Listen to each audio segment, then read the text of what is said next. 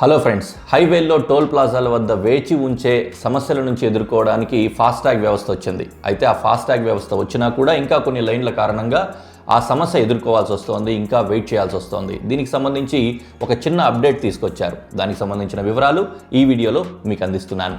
Highway ప్రయాణం ఇకపై పూర్తిగా డిజిటల్ అవుతోంది. మరి మీరు సిద్ధంగా ఉన్నారా? దానికి జాతీయ రహదారులపై టోల్ వసూళ్లను సులభతరం చేయడానికి కేంద్ర ప్రభుత్వం ministry of road transport and highways ఆధ్వర్యంలో ఫాస్టాగ్ వ్యవస్థను తీసుకొచ్చింది. ఈ విషయం మనకు తెలిసిందే. అయితే ఈ ఫాస్టాగ్ వచ్చిన తర్వాత కూడా ట్రాఫిక్ సమస్యలు పూర్తిగా తగ్గలేదు. ముఖ్యంగా క్యాష్ ద్వారా పే చేసే లైన్ల కారణంగా ఆలస్యం అవుతోందని గుర్తించారు. దీనికి పరిష్కారంగా ఏప్రిల్ 1, 2026 నుంచి దేశవ్యాప్తంగా అన్ని టోల్ ప్లాజాల్లో కూడా క్యాష్ పేమెంట్స్ పూర్తిగా రద్దు చేయబోతున్నారు.